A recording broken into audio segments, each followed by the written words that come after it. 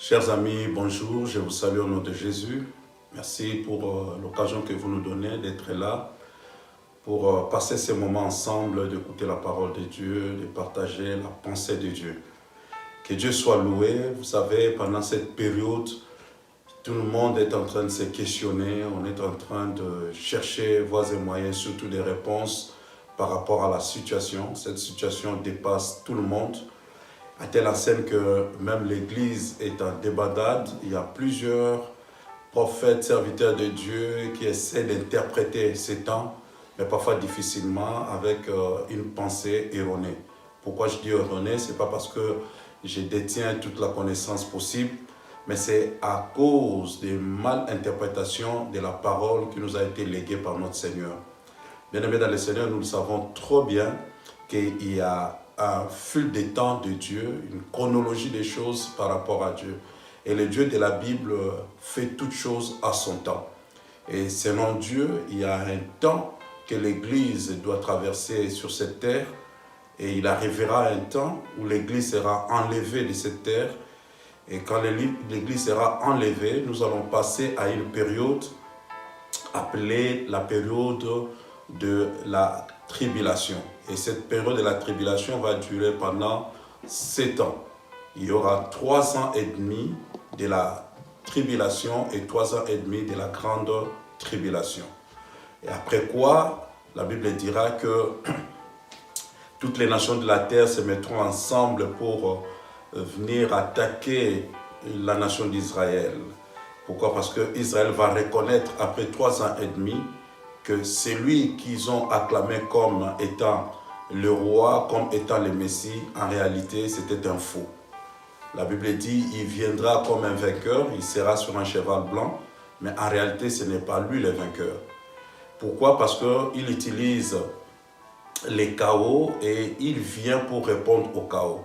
C'est la même personne avec son système qui crée les chaos et qui vient maintenant en libérateur. Il viendra libérer le monde, il viendra donner solution aux problèmes du monde, il viendra donner la guérison à tant de maladies qui vont sévir sur la terre, il viendra donner la paix aux nations et surtout entre Israël et la Palestine. Et c'est comme cela que le peuple juif croira que c'est lui le Messie. Ils vont vraiment l'accepter. Mais après 3 ans et demi, il va construire le 3e temple pour Israël. Israël enfin aura un temple. Il sera dans la joie d'avoir un temple et de célébrer son Dieu. Mais voilà, le jour de l'inauguration, cet homme va faire son entrée, on va l'honorer parce qu'il sera le bienfaiteur de ce temple du peuple d'Israël. Et quand il fera son entrée dans le temple, il ira s'asseoir sur le trône de Dieu ou la chaise réservée pour Dieu. Et pendant son discours, il va se proclamer comme Dieu. C'est alors que le peuple d'Israël va se lever et comprendre que c'était le faux Christ. Et à partir de là, tout le peuple sera contre Israël. On accusera Israël comme étant la nation qui apporte le trouble sur la terre, qui ne veut pas de la paix. Et quand toutes ces nations vont se mettre ensemble pour attaquer Israël, ils monteront contre Israël et au moment où ils voudront mettre la main sur Israël, et voilà, le Dieu de la Bible va surgir. Christ apparaîtra dans les heures avec son armée ainsi que l'Église qui était enlevée. Et par son souffle, il chassera le diable. Le diable sera ligoté pour 1000 ans. Et Jésus va régner sur cette terre comme étant le roi des rois et le seigneur des seigneurs. C'est pendant ce temps-là que la Bible parle de toutes les nations qui monteront à Jérusalem pour adorer le roi. Et c'est la nation qui ne montera pas, ne vivra pas la pluie. Voilà, ce sont des temps qui nous restent à vivre et qui viendront par la suite. Mais avant tous ces temps-là, la Bible nous avertit et nous parle d'un temps qui va précéder l'enlèvement de l'Église.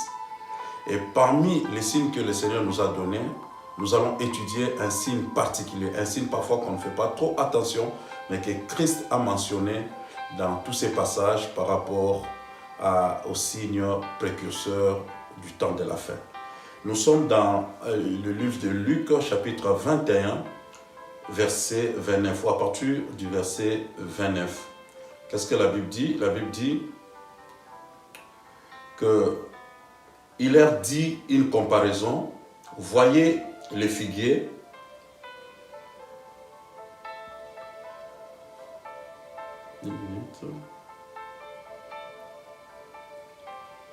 Il leur dit une comparaison, voyez les figuiers et tous les arbres.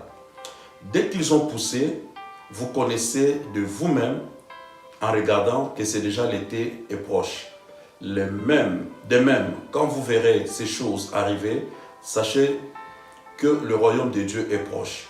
Je vous l'ai dit en vérité, cette génération ne passera point que tout cela n'arrive. Vous retrouverez le même texte dans le livre de Marc, chapitre 13, verset 28, où il introduit en disant « Instruisez-vous par cette comparaison tirée du figuier, dès que ses branches deviennent tendres et que les feuilles poussent, vous connaissez que l'été est proche. » Il dit « Sachez que le royaume de Dieu est proche et que cette génération ne passera point. » Dans Matthieu 24, 32, il est aussi écrit « Instruisez-vous par une comparaison tirée du figuier. Dès que ses branches deviennent tendres et que ses feuilles poussent, vous connaissez que l'été est proche. » Donc parmi les signes que Jésus a donnés qui vont précéder les temps de la fin, et le temps de la fin va commencer bien sûr déjà par l'enlèvement de l'Église, ça c'est déjà les derniers jours, les temps de la fin, nous sommes déjà dans la période du temps de la fin depuis la Pentecôte, mais les derniers jours commenceront après l'enlèvement de l'Église.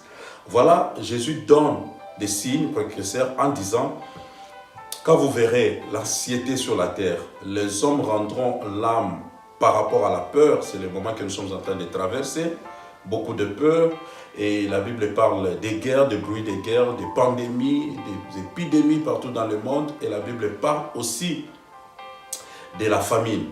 Ce sont des signes qui vont nous amener à savoir pour l'Église que Christ est à la porte. Bien sûr, il a dit qu'il reviendra comme un voleur, mais Christ vient comme un voleur pour ceux qui ne sont pas avertis. Mais bien-aimés dans le Seigneur, quel est ce voleur qui vient pour voler et qui vous donne des signes déjà que quand je viendrai, vous attendrez des bruits, vous verrez ceci, sachez que je viendrai cette nuit-là pour vous voler. Donc en réalité, l'Église ne va pas recevoir Christ comme un voleur, mais l'Église comprendra que c'est le temps de nous préparer parce que ça sera l'avenir de notre Seigneur. Et par rapport à ceci, il nous parle des guerres, il nous parle de la famine, il nous parle de toutes ces choses, mais il donne un grand signe, il dit, c'est comme il dit, c'est tiré d'une comparaison du figuier. Quand vous verrez que le figuier commence à pousser ses feuilles, le figuier commence à reprendre vie, sachez que cette génération ne passera point, que le Fils de l'homme est revenu. Alors, quelle est cette génération et quelle est cette génération du figuier qui commence à pousser des nouvelles feuilles?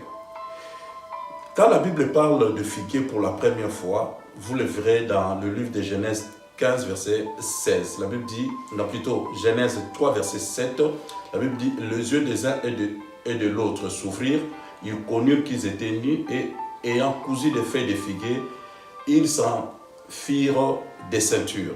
Là, on parle d'Adam et Ève. Dès qu'ils ont consommé le péché, ils se sont rendus compte qu'ils étaient nus. Et par rapport à la nudité, ils voulaient se cacher devant la présence de Dieu. Et la première pensée, déjà ici, leur intelligence est corrompue. Ils vont prendre des feuilles de figuier pour se cacher, pour faire une ceinture. Mais c'est quand Dieu viendra que Dieu va leur changer d'habillement, tuer un agneau, prendre la peau de l'agneau et le couvrir. Donc, la première fois que les hommes chercheront à s'habiller, ce sera avec la feuille de figuier. La feuille de figuier date depuis le jardin d'Éden. Mais tout au long de la Bible, quand Dieu parle d'Israël, Dieu parle comme étant un vigneron, comme étant le responsable du champ, le chef de la plantation. Et il parle d'Israël comme étant un figuier. Et Israël qui est le figuier, je vais rapidement pour dire que quand Jésus parle de comparaison du figuier qui commence à repousser, il parle du rétablissement d'Israël. Depuis que Israël a été dispersé dans le monde, par le roi Titus, qui est le général Titus, qui a cassé complètement, brisé la ville de Jérusalem, a dispersé les Juifs dans le monde.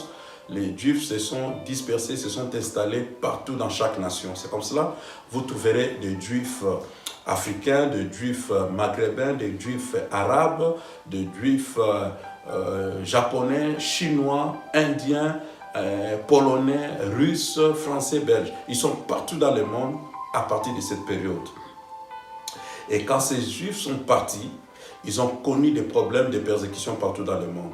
Jusqu'au point où le diable va susciter l'un de ses fils qui va amener l'esprit de l'Antichrist, mais il n'est pas l'Antichrist, ça sera Hitler. Hitler, vers les années 40, va commencer à maltraiter les Juifs, et en maltraitant les Juifs vont commencer à crier, et en criant vers Dieu, ils ont cherché à retourner sur leur territoire. En lisant la Bible, nous allons comprendre tout au long de la parole que chaque fois que Dieu a voulu délivrer son peuple, il attendait toujours un cri de son peuple. Aussi longtemps que nous serons tranquilles, nous serons heureux sur cette terre, nous ne verrons pas le retour de Christ. Remarquez, quand Israël devait sortir de l'Égypte, c'est quand Israël a commencé à crier. La Bible dit Israël commençait à murmurer, à crier. C'est alors que Dieu a écouté leurs cris et il a envoyé Moïse. Quand Dieu écoute le cri et le gémissement de son peuple, il envoie le Sauveur. L'Église primitive était encore, je dirais, pratiquement confinée pendant 10 jours dans la prière. Et c'est ainsi qu'en criant vers Dieu, en attendant la promesse, la Bible dit tout à coup, un vent impétueux entra dans la chambre où se trouvaient les apôtres et se fit le jour de la Pentecôte. Donc l'Église n'est pas née dans la tranquillité, l'Église est née dans des cris, dans des gémissements et en cherchant, en criant vers Dieu, une délivrance. L'Église actuelle, aussi longtemps qu'elle sera heureuse dans ce monde, va se contenter de ce qui se passe dans ce monde, ne vivra pas aussi sa délivrance. Mais quand l'Église va se rendre compte que ça, ce n'est pas notre territoire, l'Église va se sentir mal à l'aise sur la terre, l'Église va commencer à crier, à pousser des cris de gémissement, et c'est alors que Dieu enverra aussi son Fils pour venir chercher son Église. Voilà, l'Église, pendant tout ce temps-là, a besoin d'entrer dans ces moments-là, les moments difficiles, les moments compliqués pour crier vers Dieu. Et le Dieu de la Bible nous montre très clairement que quand Israël s'est dispersé partout dans le monde, il est arrivé à un certain moment, Israël a dit assez, c'est assez. Israël a cherché à retourner sur son territoire. Et comme c'était difficile, le territoire d'Israël était déjà occupé, il y a eu des négociations au niveau international. On a même proposé à Israël d'aller s'installer sur le territoire d'Ouganda. Donc, si cela était fait, Israël allait se retrouver en Afrique. Mais ce n'était pas la volonté de Dieu.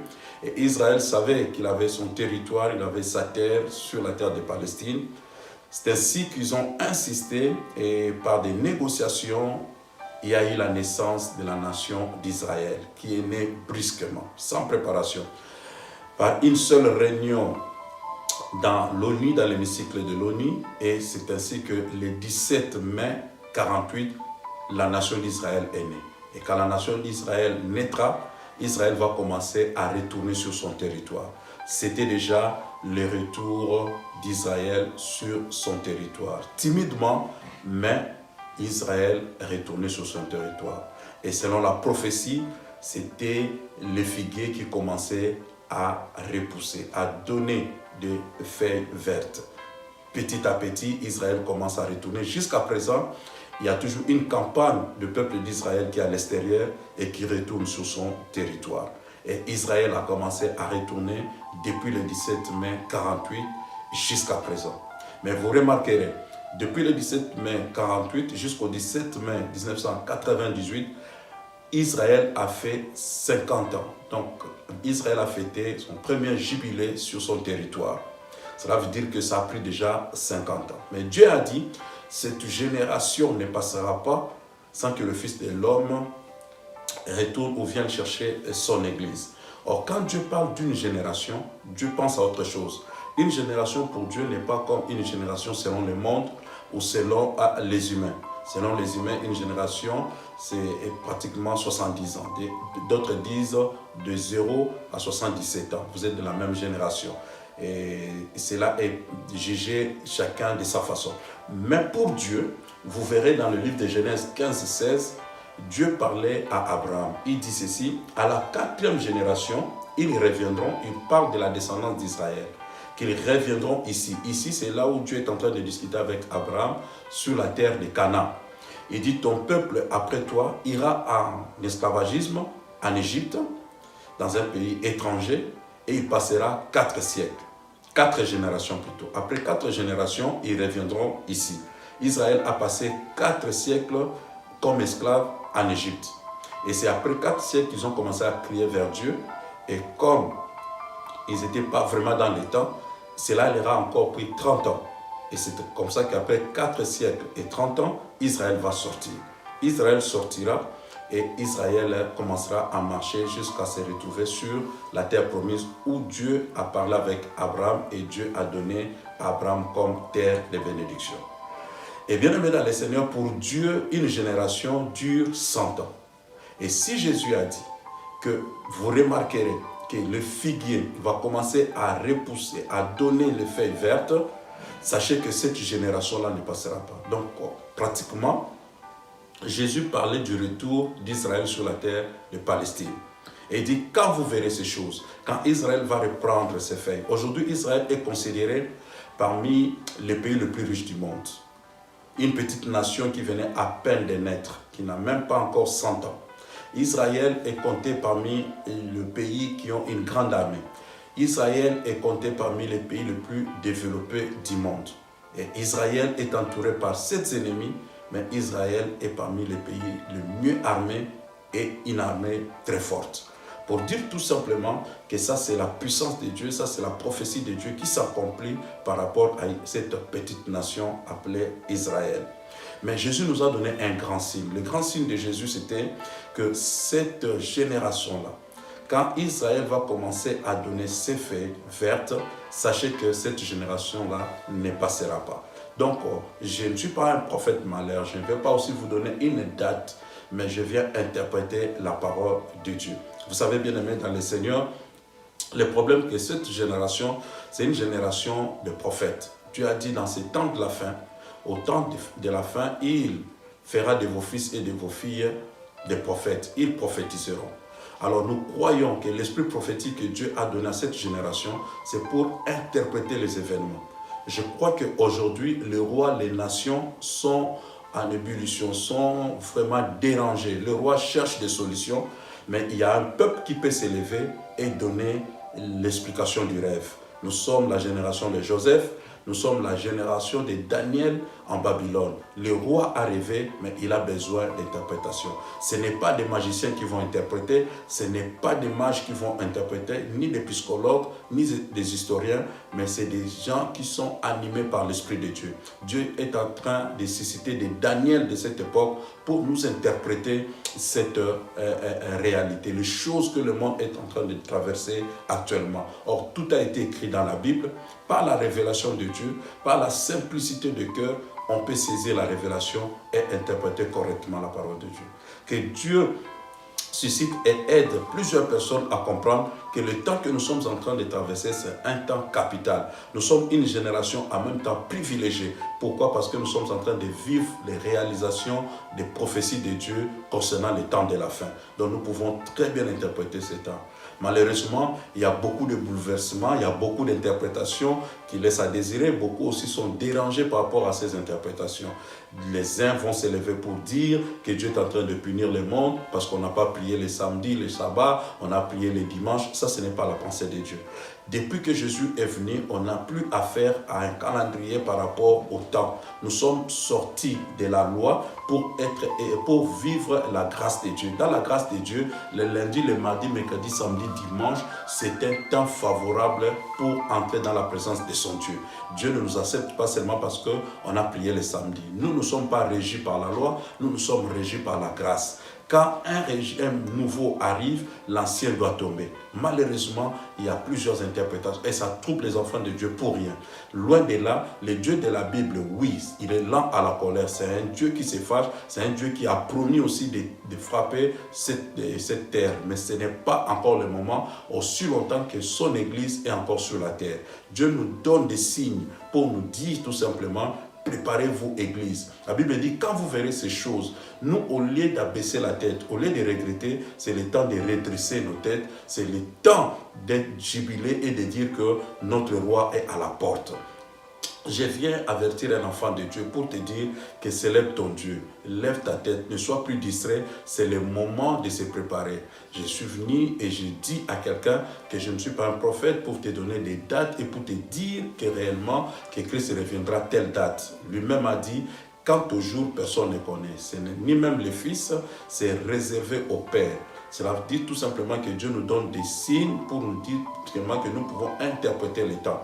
Nous devons savoir seulement que cette génération, si nous serons prudents et si cela plaise à Dieu, ça peut être la génération qui vivra le retour de Christ ou l'enlèvement de l'Église. Ça peut être aussi une génération qui sera la dernière génération, après quoi la génération qui viendra, qui vivra cet événement. Mais cela porte peu. Nous devons nous comporter seulement par rapport à des chrétiens qui sont prêts. Depuis la première église, les chrétiens étaient toujours prêts. Ils se comportaient comme si Jésus devait retourner d'un moment à l'autre. Et je crois que, bien aimé, c'est une bonne attitude pour nous aider. Cet événement est arrivé pour nous réveiller du sommeil. Beaucoup dormaient, même l'église dormait. Et vous savez, aujourd'hui, il a été certifié que l'église a beaucoup prié pendant cette période, que le temps passait. Parce qu'on commençait à dormir, on commençait à se contenter. Les messages étaient tournés vers l'abondance, vers les avoirs. Mais on a vraiment oublié de se focaliser sur notre futur qui est le ciel, qui est la vie avec notre Dieu. Je crois que chacun de nous a eu une occasion pendant cette période de raisonner, de réfléchir, de rentrer en soi et de faire un examen de conscience. Le Dieu de la Bible nous a promis et Dieu a dit cette génération-là ne passera point. Nous prions Dieu et nous croyons que d'ici là, Israël fera 100 ans sur son territoire. J'ai dit qu'il a fait 50 ans depuis 1988, le 17 mai. Donc, c'est à toi de faire les calculs pour savoir à quel temps nous nous trouvons. Mais nous croyons que nous allons déjà vers minuit. L'horloge a déjà pris de la vitesse. Alors, prenez garde, bien-aimés dans le Seigneur. Je suis venu finalement seulement t'encourager et te dire que ton Dieu, le Dieu que tu as tant prié, tu as gêné, tu as dansé pour lui, tu l'as témoigné, très bientôt tu le verras tel qu'il est. Très bientôt tu vas l'embrasser ou il va t'embrasser. Très bientôt Dieu se manifestera dans ta vie. Donc bénissons Dieu pour tout ce que nous sommes en train de vivre. Nous sommes avertis et cela veut dire aussi que la parole de Dieu est vraie et Dieu veut nous dire aussi que nous sommes entrés dans une période où nous devons savoir que les cieux et la terre passeront, mais la parole de Dieu ne passera jamais. Il m'a été dit qu'actuellement, le livre le plus lu du monde est encore plus lu. C'est de la Bible. Les gens sont allés acheter des Bibles, même en online. Beaucoup sont allés acheter des livres prophétiques parce qu'ils veulent comprendre ces temps. Toi, tu as été privilégié d'écouter la parole de Dieu, de savoir quel est le temps et tu sais aussi interpréter ces temps. Que tu sois, je répète encore, les Daniel de ta société, les Daniel et Joseph de ta société pour interpréter au roi et à son cour, à sa cour plutôt, tout ce qui est les événements de ces temps de la fin. Que le Dieu de la Bible nous garde, que le Dieu de la Bible nous soutienne, que le Dieu de la Bible nous fortifie. Ne donnez pas, ne prêtez pas vos oreilles à écouter n'importe quoi, n'importe quelle interprétation, comme quoi que Dieu est en train de frapper, Dieu est fâché parce qu'on n'a pas prié le dimanche. Ça, c'est de la fausseté. Dieu a dit, Jésus a dit, l'heure vient et elle est déjà venue. Ça ne sera plus sur une montagne, ça ne sera plus à Jérusalem, mais partout, Dieu est en train de chercher des vrais adorateurs qui vont l'adorer en esprit et en vérité. C'est le temps des nations. Dieu écoute chaque personne sincèrement qui le cherche en esprit et en vérité.